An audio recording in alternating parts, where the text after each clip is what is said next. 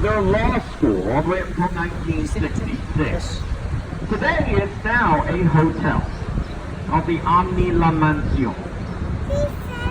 Now guys, there's a lot of history down here. And of course I'll be pointing out more as we go along, but there's also some really unique features. I always like to point out because, well, they're just very special, I think. Anyway, once we get out from underneath this iron bridge, I'd like everyone to look on the left side of the boat. Now when you look left, make sure you look up. Because you're going to see an optical illusion, what looks like a freestanding wall. So again, look up and look left.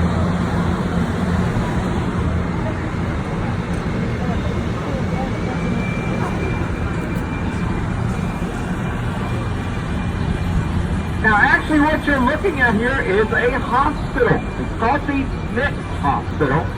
Built in 1930. And it is where the famous comedian Carol Burnett was born. Still operates as a hospital today as well. Alright, now along the way, of course, we've got lots of shops down here. We've got lots of restaurants, lots of hotels. We even have a Harley Davidson store right up here on the right. So in case you rode your hog in town and you need a new leather jacket, well, that's the place to go right there. Right next door you can get an ice cream cone too. Alright, the white stone building directly in front of us is the Hyatt Regency. Built here in 1981, actually. It's got a unique fact about this building. When you look up, you're going to notice it is not very tall. Well, San Antonio has a city ordinance that disallows any building from casting a shadow upon the Alamo. The Alamo is located right through the lobby of that hotel on the other side.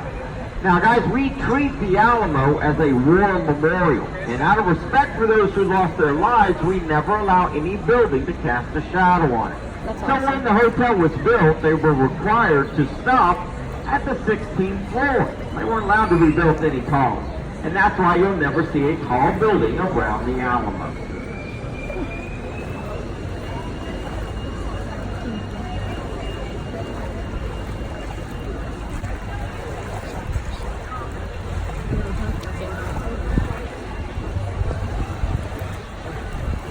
The river's been here for hundreds of years. Most of it's all natural. The Riverwalk was built in, well, it was finished, the downtown section was finished by March of 41. Alright guys, if anybody's wondering where to eat, I do want to recommend this general area right here. It's an area that has a specific name. It's called River Square. But if you haven't visited here yet, I do recommend it. A lot of great food here, a lot of great drinks here. We even have Mexican food in it. Also, if you like to do your little bit of duck watching, our ducks love to hang out here. Although they come here primarily for the free food. We may see some fish in the river along the way as well. We have various types of fish. There's bass, and there's trout, and there's carp, tilapia. We have catfish. We have turtles. Not to mention a whole lot of cell phones, wallets, and sunglasses too. I bet.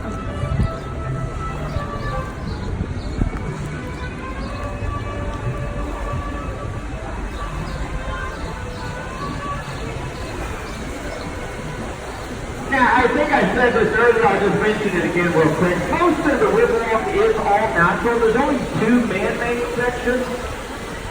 So we didn't build the river. We built the sidewalks and the walkways and the walkway bridges. The river was actually already here.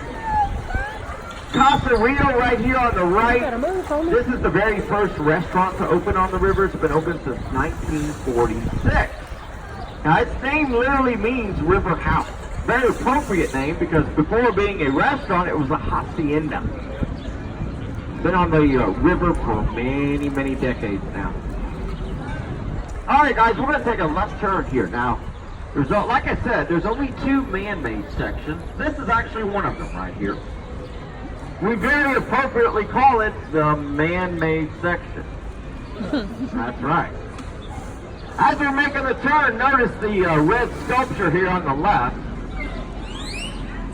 That's called the Torch of Friendship. It was a gift from Mexico for the world, back in 2002. And it symbolizes the friendship we share with Mexico as well as Canada. Sometimes people around here simply call it the Big Hot Cheeto. Designed by a Mexican artist by the name of Sebastian. Around 65 feet tall. Alright guys, now, this section, like I mentioned, is not original to the Riverwalk. It was added a little over 50 years ago in 1968. And the reason we built it in 1968 is because San Antonio that year was host to the World's Fair. The Hemisphere World's Fair took place right up here in Hemisphere Park. We wanted people to have access to the World's Fair by boat, so we decided to extend the Riverwalk. And that's really why we built it.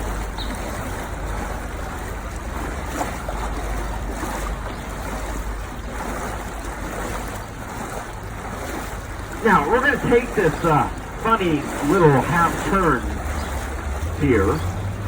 And when we do, we're going to see the Marriott River Center directly in front of the boat. It's that tall pinkish stone building. It's got the word Marriott written in red there.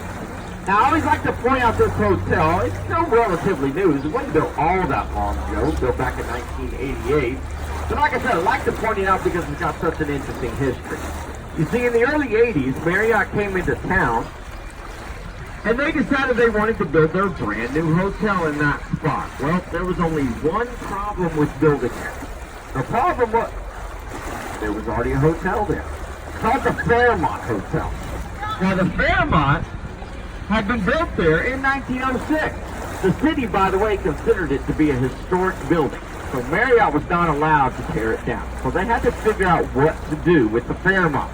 Well, they ended up consulting with some engineers for about 5 years in order to come up with a plan. Their plan was to lift up the entire Fairmont Hotel so they could then put it on some trucks and move it 4 blocks south of here. And their plan actually worked. In fact, they earned a Guinness Book of World Record for it. At the time, the Fairmont was the largest city building ever moved on pneumatic tires. Well, the move itself, guys, it took about 6 days to complete. And today, when you walk 4 blocks south of here, guys, you're going to see the Fairmont. It is still standing. That's actually how the River Center got built in that location.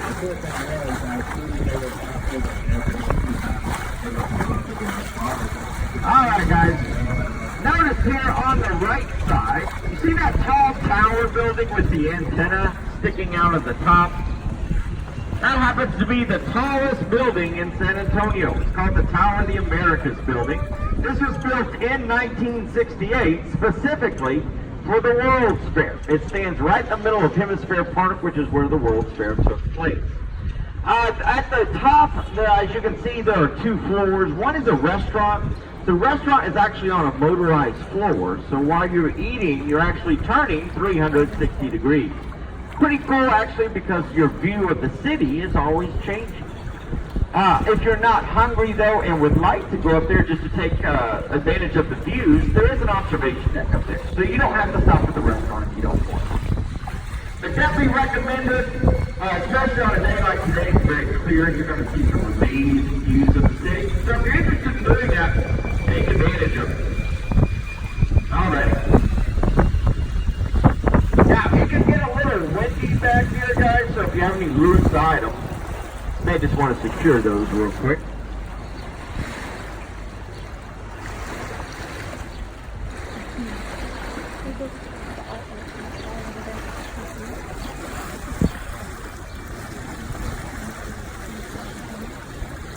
Alrighty, now, back here is the Henry B. Gonzalez Convention Center, named after Mr. Gonzalez, built here in 1968.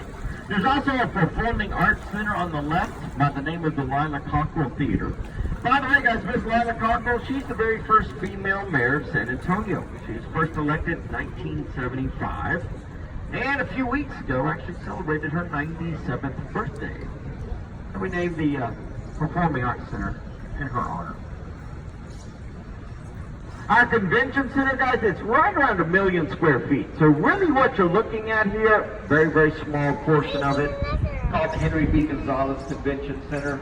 We named it after a native San Antonian And Mr. Gonzalez is also the very first Mexican-American ever to be elected to the U.S. House of Representatives. Now, I gotta get us turned around underneath the steel bridge. As you can see, there is a little lagoon area back there, but it's actually closed to our boats right now because the city is doing some repair work to it. Not a big deal. The river just continues back for another 20, 30 feet or so, and then it just simply turns around. So you're really not missing anything. I'll point out some other features of the convention center as we exit.